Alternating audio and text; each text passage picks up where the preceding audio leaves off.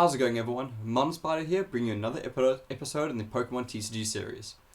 So today I really want to be looking at rogue decks and a deck that can do really well in the current theme deck ladder. And the deck I'm looking at is Leaf Charge. So when I consider a rogue theme deck, I'm talking about one that isn't one of the common theme decks. So when I look at the common theme decks, I'm looking at more or less the last 6 or so releases. The decks you see most in the theme ladder, and that would be the Kyogre and let's go on this quickly. I don't want to go first. The Soaring Skies. This deck I'm facing now is one of them. Laser Focus is another. So let me see what I want to do quickly. Let's go with Dunsparce. Maybe Dunsparce can do something for a change. So this is the Soaring Skies, looking at Laser Focus, looking at Towering Heights, Unseen Depths, and looking at the Charizard deck. I'm going to call it Roaring Spite, but I know it's not Roaring Spite. Yeah, so looking at those decks as the main theme decks that you face up against. And I'm trying to look for decks that are outside of those, that'll do quite well. Specifically, quite older decks, as I think it's quite fun playing with unexpected decks and decks that you wouldn't expect to do well.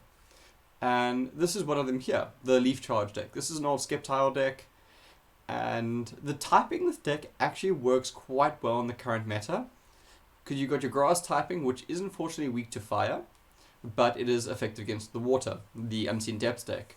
You've got your lightning, which is effective against Unseen Depths, but is weak against Towering Heights. The deck is completely neutral against Laser Focus, and against, I think, most of Soaring Skies. So, in terms of its typing, it's got quite comfortable typing. I'm just thinking, do I actually need to do this? Do you use Dunsparce's ability? I don't think so. I'd rather go for a Nest Ball, bring out a...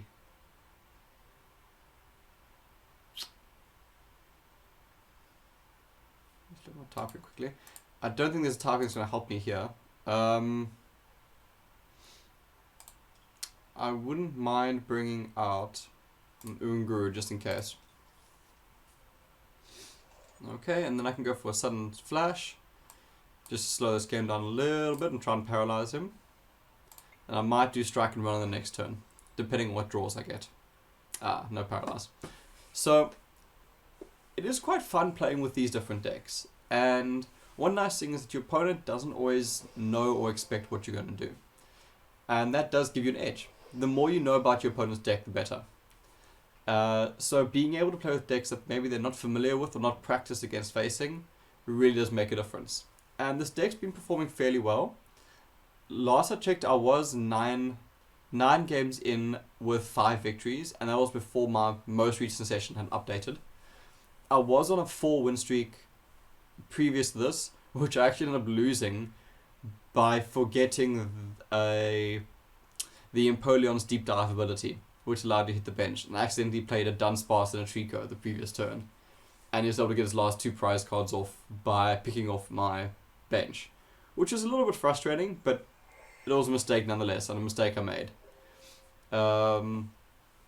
So I am not really liking this at the moment.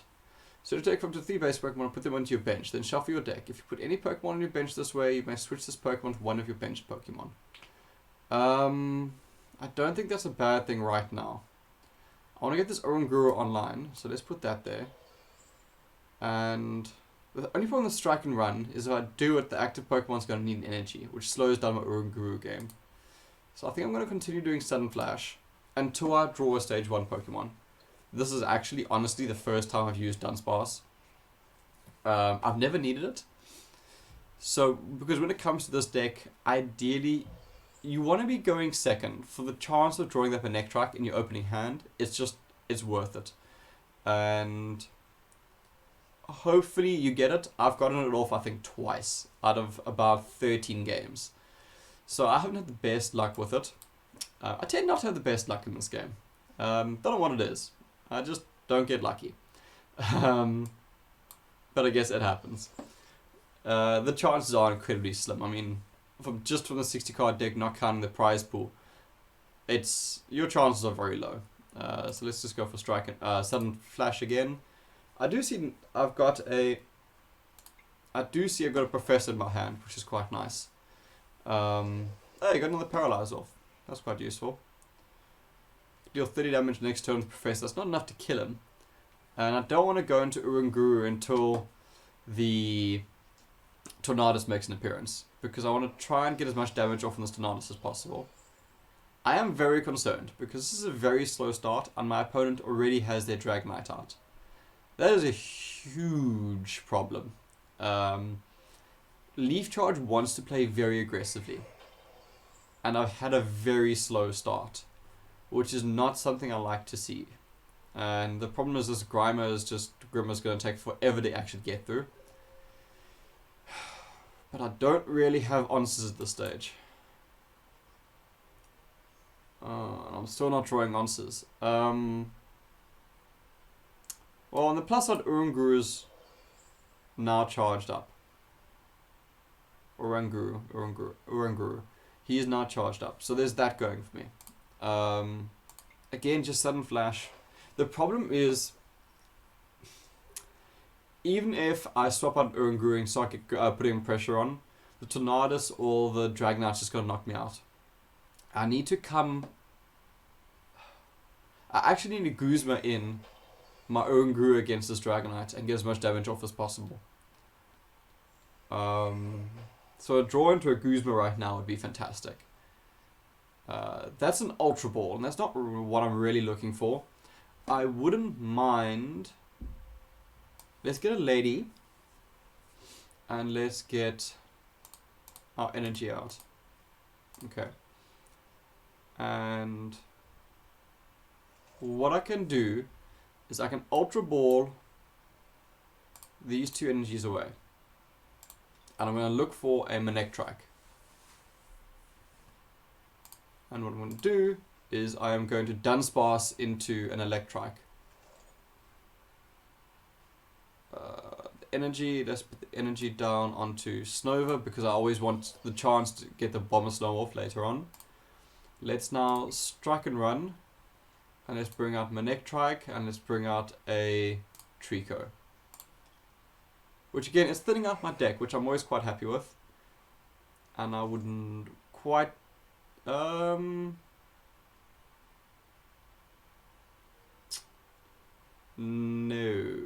I don't want to switch just yet.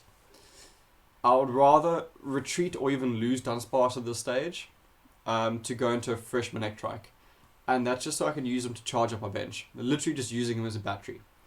Because I want as many energy cards on my bench as possible. If I lose an energy Dunsparce going down, I'm not terribly concerned. The problem is I'm going to be taking a lot of damage very soon. And unfortunately my opponent and I are basically just charging up our benches at the moment and eyeing each other out. At the moment my opponent has most certainly got the upper hand. Got more energy on his bench and he's got a much more powerful bench than I do. I'm still waiting for my evolutions to drop, which is a slight inconvenience at the moment. So I might just stick around with Dunsparce, just getting that low residual damage off. I'm a little scared of the situation because we're both kind of just powering up at this stage, and my opponent's doing a better job at it than I am, which is concerning. I'm considering this copycat right now, 2, 4, 6, 7. 2, 6, 7. I'm losing the energies, but the chance to just get evolutions off, I think it's actually worth it. Let's go for the copycat. It's a bit unfortunate losing those energies. I got the energies back. Okay, I got a Grovel, which is quite nice. I got another copycat, and I got a draw card, which is quite nice. Let's go for the sudden flash. Next time I knock out this Grimer, I don't think my opponent's going to retreat it. Yeah, I don't think our opponent's going to... Well, I can't retreat it, but I don't think he'll switch to it now. So I think he'll just let me get a prize card. Again, I don't really want to bring Uranguru in unless I can Guzma into the Dragonite, because I need to get that damage off, because it'll deal 60, 80, 100, 120, 140. It's not going to knock out the Dragonite, but it's going to be good damage, which is what I want. Okay, Lantern's always nice for the energy recovery. Let's get that energy over there. 2, 4, 6, 7. Now do I want to go to Copycat? I think a Copycat here is actually worth more than a draw. Let's go into Copycat, let's see what we get. Okay, I got the draw. Oh, that's actually a pretty decent hand. Experience share on Snova is fantastic. Because a Abomasnow requires 4 energy, it's a great just passive way of just bringing the energy over time. Because Dunsparce is going to go down. That's guaranteed on this next turn. So being able to recover that energy is great. Because this deck doesn't have a way of getting energies out of the discard pile, with the exception of Abomasnow's evolution ability, which gets you 1 energy back. So being able to stop cards from going into your discard pile is great. I would not mind seeing a Sceptile the next turn. Sceptile would deal 2, 4, 6, 8, 10, 12, 14, 16. Sceptile could get a one-shot against this Dragonite, which would be huge right now. Yeah, so a Sceptile would be the perfect draw, if I can get it. The problem is, do I want to risk it? Because Oranguru doesn't actually get the KO, unfortunately.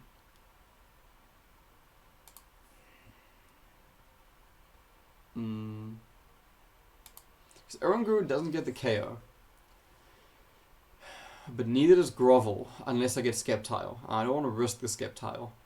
Manectrike's a free retreat cost. So Manectrike's a nice safe option, because I can just retreat in anything. And there's the Sceptile.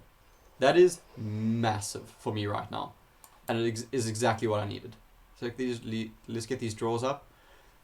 A hand like this with lots of energy isn't actually terrible when you've got a Manectrike. So let's get Manectrike. Let's retreat out. Did I count this right? 2, 4, 6, 8, 10, 12, 14, 16. So that's the KO. I'm not getting one shot at the next turn, I don't think. I don't need to get anything from my bench yet. This rescue stretcher is actually great for bringing back like Uranguru. Okay. I don't want to play an Electrike because I don't want a second Manectrike down. So let's go for Powerful Storm and get the KO. I'm feeling a lot better about my position right now. We're definitely not safe yet. I'm still in a very bad position because my opponent has a very strong bench. And until I get my Abomasnow online, I'm not feeling great. Professor, I'm always happy seeing a Professor. Especially at this mid to late game. Okay. Manectrike actually deals quite a bit of damage against Tornadus, which is quite nice. Not enough. Actually, enough with Professor, funny enough. That's actually a good thing to note. Manectrike with Professor knocks out this Tornadus. So retreating, using Tate and Lisa actually to get the retreat off on Sceptile, bringing a Manectrike, so that I could bring in a Sceptile for 1 KO later, I think is quite a good idea. So let's Tate and Lisa, let's switch your active Pokemon into Manectrike. Let us... Oh, I can't Professor with Tate and Lisa. Oh man, I forgot. And there's no way to take back that. That was a misplay on my side. I should have retreated. That was a big misplay on my side. Oh.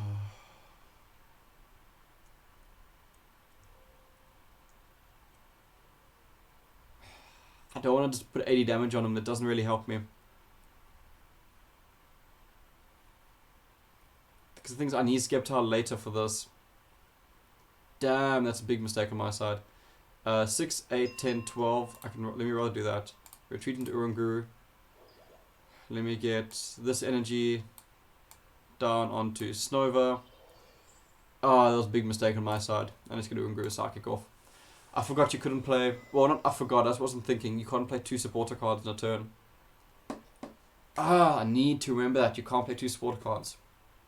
I just wasn't thinking there. I'm so used to playing multiple Pokemon tools and just wasn't thinking about the supporters. Okay, Trico is actually an interesting draw, because if I end up drawing into a Grovel, I can get a second Sceptile online. Which I would be very, very happy with. Unfortunately, Uranguru is going to go down here, but that's where this Rescue Stretcher comes in very handy. I can just bring it straight back. Which I'm quite happy with. The problem is getting rid of this Lantern. I'm not quite sure how to get rid of this Lantern.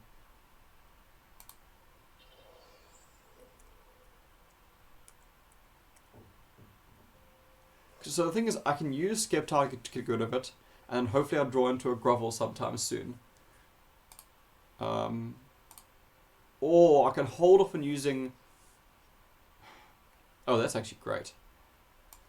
So I can hold off on using Pokemon Stretcher to rather bring back the Grovel that's going to go down when Sceptile dies. And then evolve it that way. Which isn't a bad idea. Let's get a Bomb Snow out just in case. So now Bomb Snow is down. Happily grab this Leaf Energy. Put that on Trico. Let's get this energy going down onto... Lantern needs 2, I think. Yeah, Lantern needs 2. This at least locks down the Tornadus that can come in. I don't need to Professor this turn. I don't think I want to Professor this turn. In case I need damage at a later stage. And at the moment, there's no draws I'm looking for. I think let me hold off. I don't think Uranguru helps me at the moment. Sceptile helps me more. So let me go for the Powerful Storm. Let's get the KO. Yeah, Sceptile is a real powerhouse in this deck. Late game, if you can get enough energy down on your board, you can do crazy damage with the Sceptile. Okay, I am going to lose it this turn, unfortunately. But I can come in with a Bomber Snow, I think is the answer.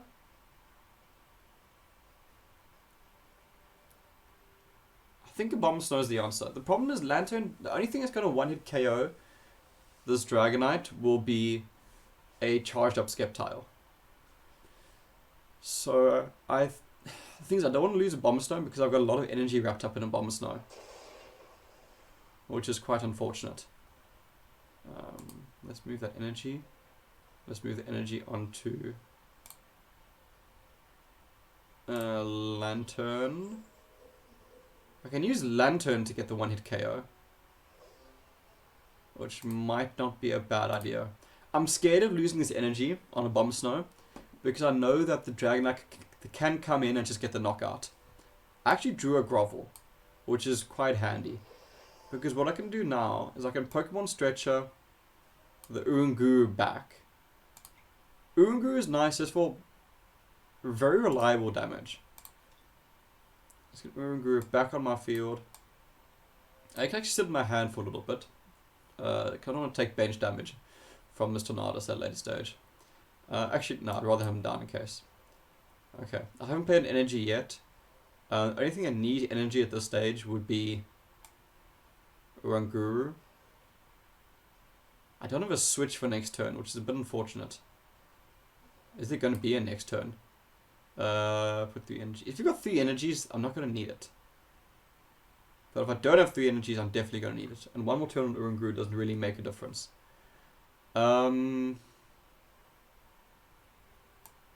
Actually, no, let me be safe. You can always put an energy on Lantern next turn anyway. And 140, let's use Lightning Strike. Yes, I want to get rid of this Tornadus. Okay, I'm feeling pretty good. I think I've stabilized this game. I'm sitting on 1 prize card left. Sceptile can come in next turn and get a KO on virtually anything. Because it'll deal 2, 4, 6, 8, 10, 12, 14, 16. Yeah, Sceptile comes in next turn and gets KO. So, yeah, this looks like a victory for this deck. So like I said, don't underestimate the older theme decks. You can still get a lot of value out of them. They can be very difficult to play and not as reliable as some of the newer decks. That being said, they can still pull off wins. Play them well and you can still pull off quite nice wins. No second energy. I do think my opponent is running a bit short in energy because... Okay, so he's sitting with 11. Still significant. Sitting with 11 energy in discard piles. Not exactly a fun situation. I know I can't really talk. I've got quite a bit as well. I've only got 4, which is not bad. I've had a pretty good energy game. Let's get the Skeptile down. Let's put the energy on here so we get the retreat out. Let's retreat out into Skeptile. Let's Professor just because we can. Hey, there's another Bomber Snow. And let's go for it. So I didn't actually end up using a Bomber Snow this game, but I feel like it was very reliable and a very safe bench option. So that was a bit of a longer game, but it does show you the extent of what this Leaf Charge deck can do. It's supposed to play aggressive, is the idea behind it. Unfortunately, that game was anything but aggressive and played to the late game. Thankfully, this deck can play late game very, very well because of Skeptile. Skeptile gives the option to play a very late game with this deck, because the more energy you have on you, the better. And with the Bomber Snow requiring 4 energy, it does take quite a while to set it up unless you have the Manectrike going off very quickly. How's it going, everyone? Unfortunately, I jumped into a second game there and the servers dropped, which means I got booted out of the game and you can't rejoin it. Which I really wish was a feature they'd bring into this game. But anyway, it happens. So, as for what I was talking about after that first game, this deck has been doing quite well for me, the Leaf Charge deck. As you can see here, I've got 17 games played with 10 wins. So I've got a positive win-loss ratio with this deck, which I'm quite happy about and quite proud of, considering it's a very old deck. So I'm glad it can do quite well in the current meta. So if you're looking for a rogue theme deck that's a lot of fun to play, take a look at Leaf Charge. I am hoping that these older theme decks can bring some spice into the theme deck ladder, because a lot of the time you end up fighting just the same decks over and over again. So I'm hoping that some of you players will consider using some of the older theme decks just to bring some fun into the theme ladder, spice up a bit, and just enjoy it some more. So thanks so much for watching, everyone. Please do consider subscribing and liking these videos. It helps me out. It lets me know what you enjoy watching, what you don't enjoy watching. And yeah, keep watching for a lot more theme decks that are coming out. Thanks so much, everyone. Cheers. Enjoy.